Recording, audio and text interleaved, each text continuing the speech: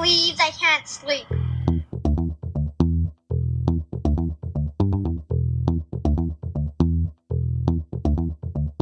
It's time to listen to Courtney at last on the Ramblings of an Insomniac podcast.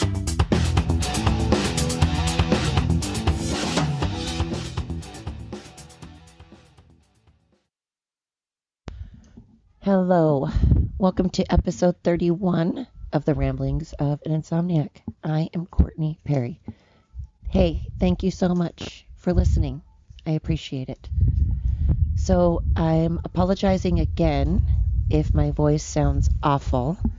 I have been having some pretty big allergies going on. My allergies are killing me right now. And in addition to that, I just randomly started crying. And at first, I thought I was crying over this dang TikTok video I watched.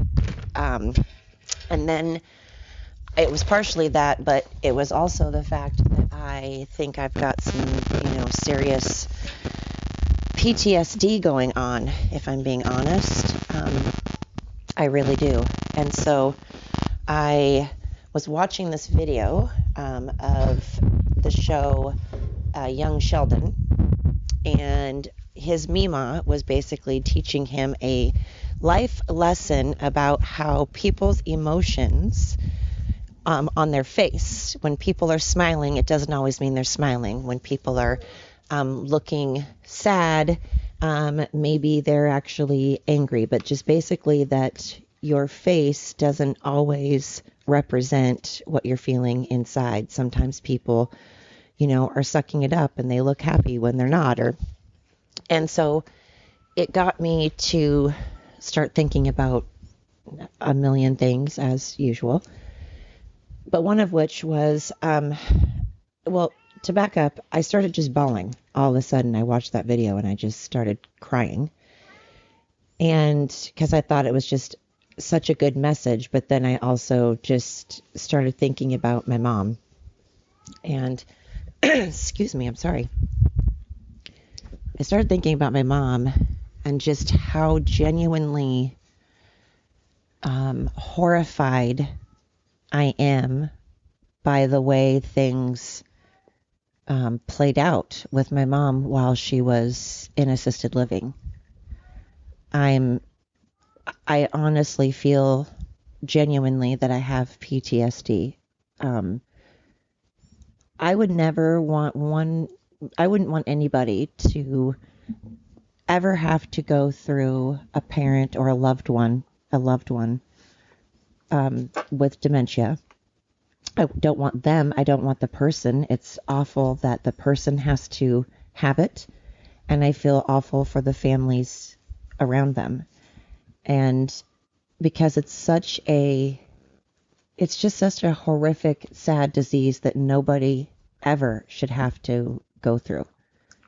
It's so awful.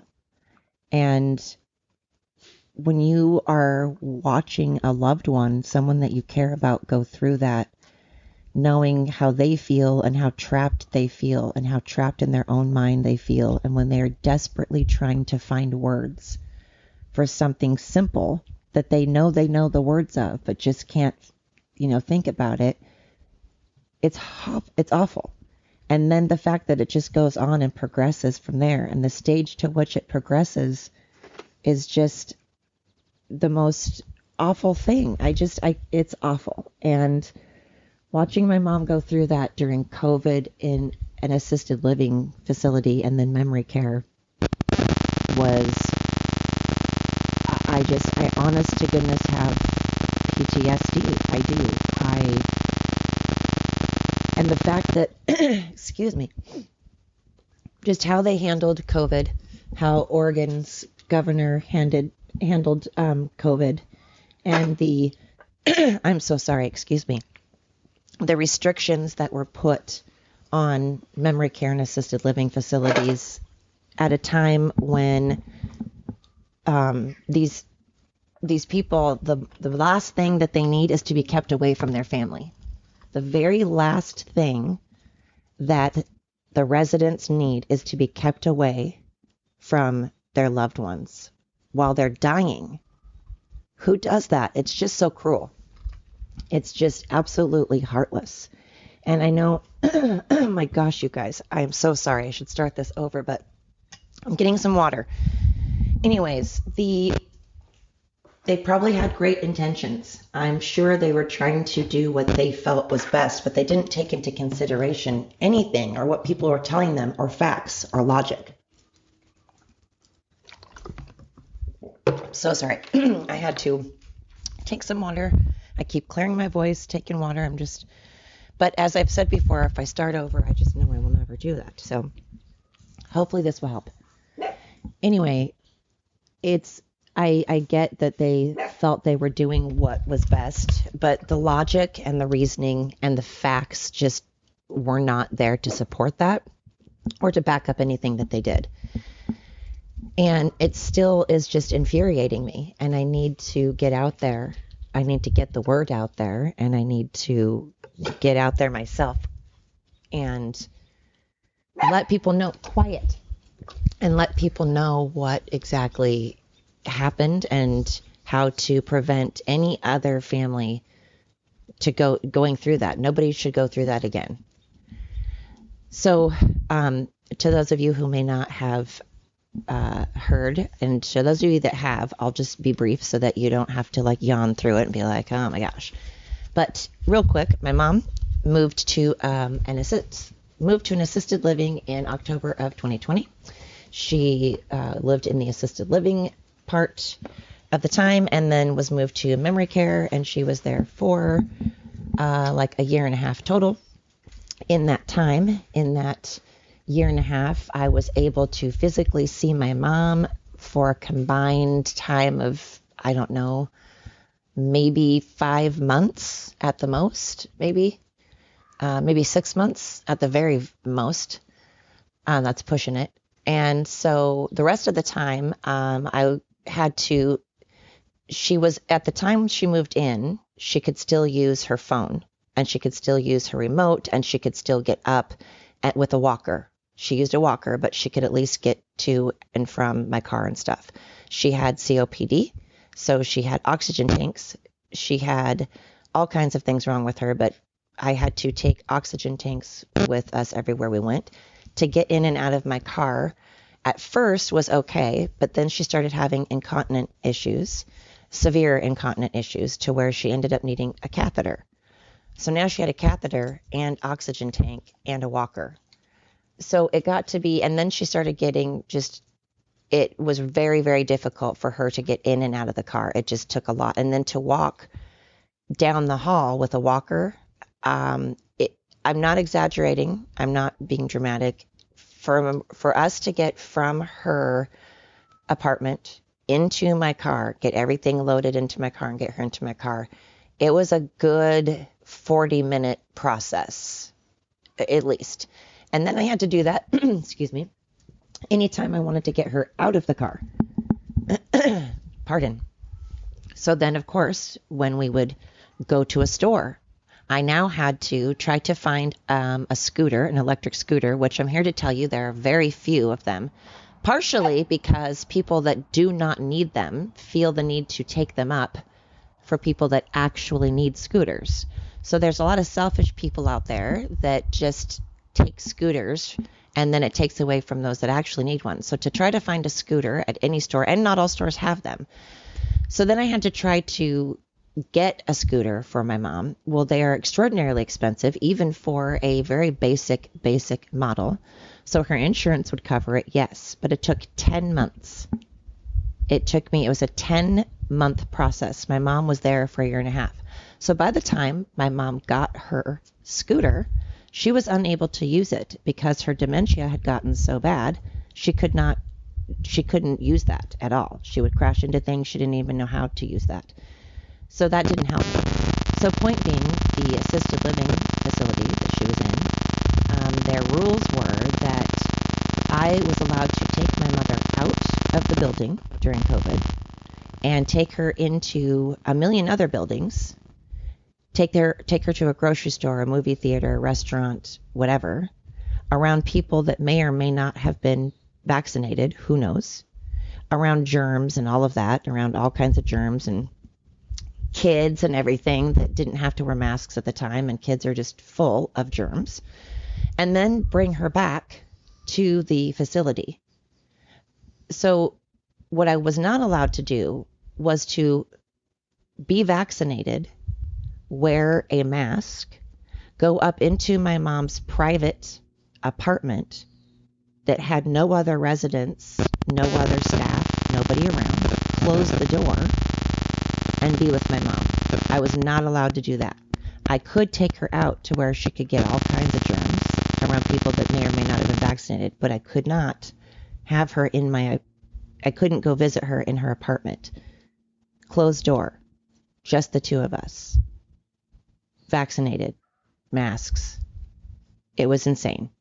So she got to the point that she could not dial her phone anymore. So I could not talk to her on the phone either.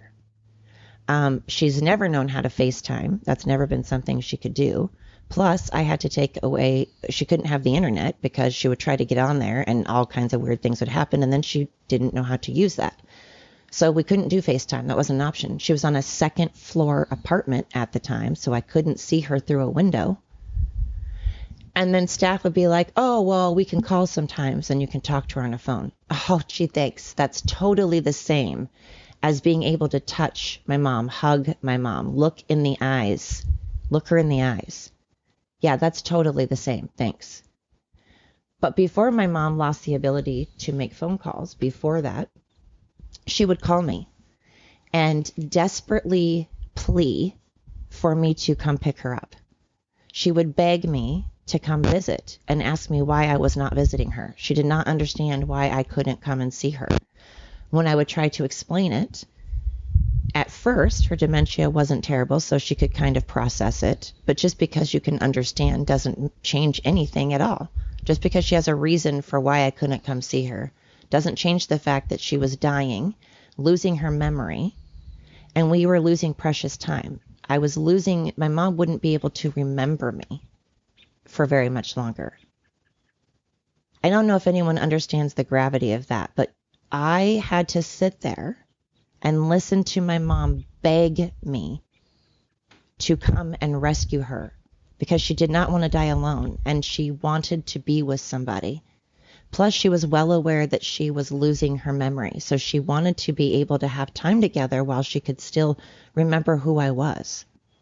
And I got that taken away, and she got that taken away.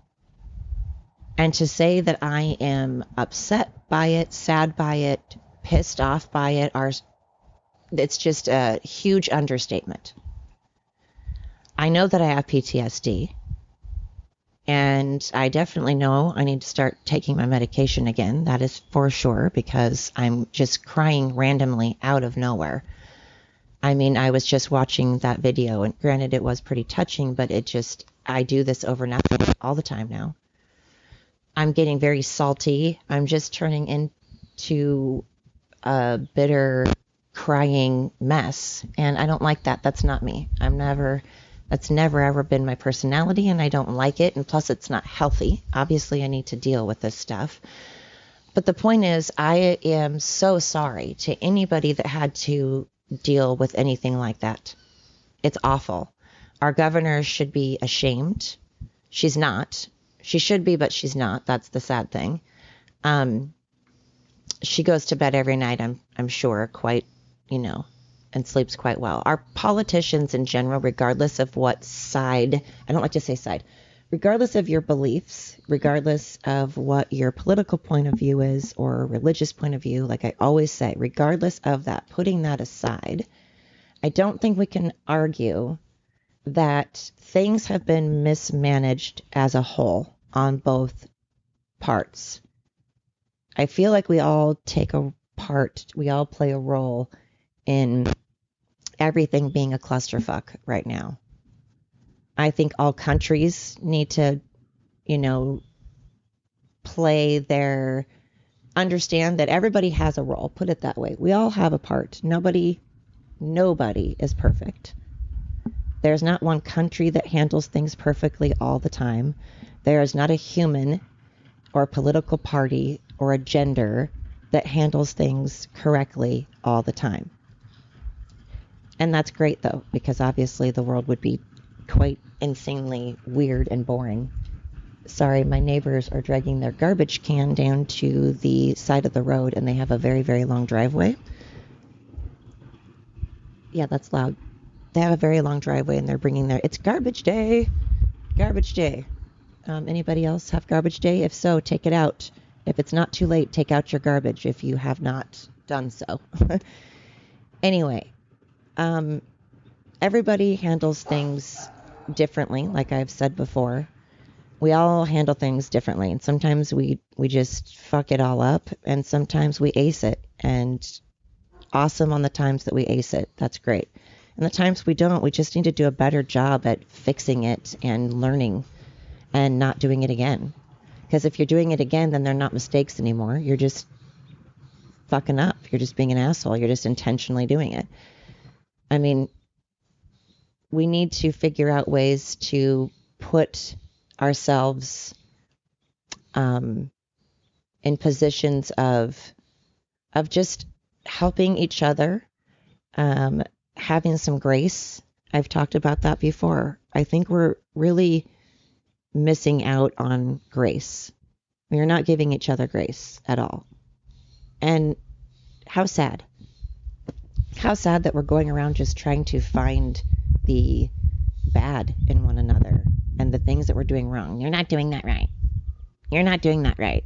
God, I have been around people my entire life that just, it's misery loves company. Misery loves company. And I don't want to subscribe to that party. I don't want to go to that party. I don't like the pity party. Pity parties, you can have a pity party. I think everybody should have a little pity party, and then we need to move on. The pity party needs to last just, maybe a day. And then we need to figure out how to fix that. Solution. Be part of the solution, not part of the problem. I mean, we learn that in grade school, don't we? And God, I'm preaching to myself. I'm not preaching. That's not what I'm doing. That's a terrible word.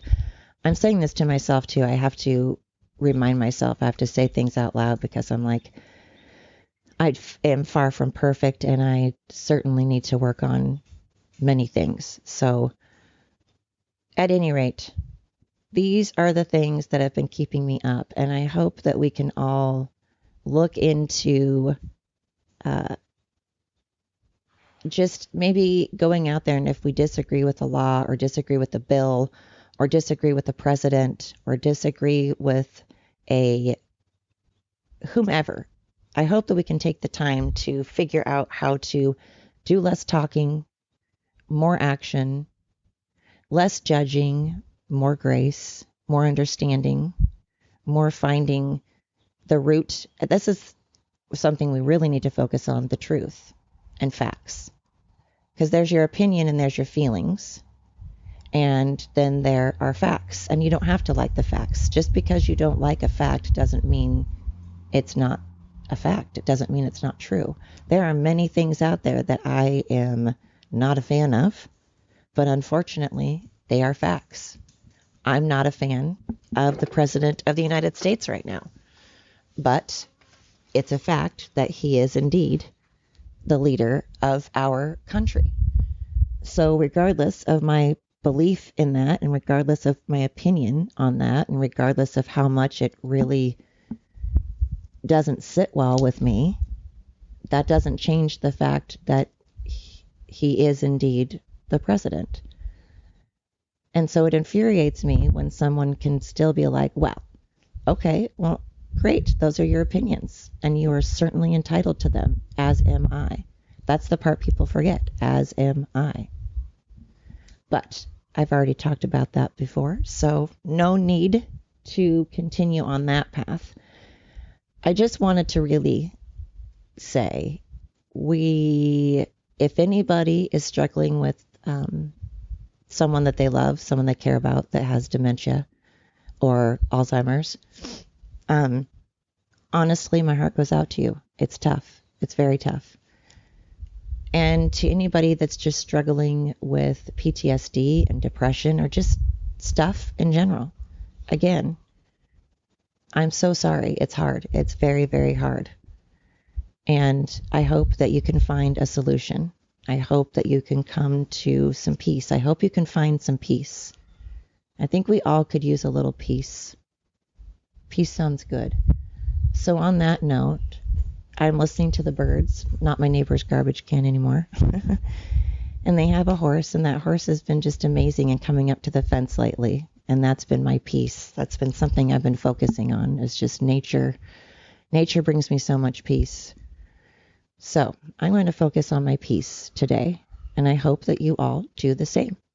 Thank you so much for tuning in to another episode of The Ramblings of an Insomniac. Thank you so much.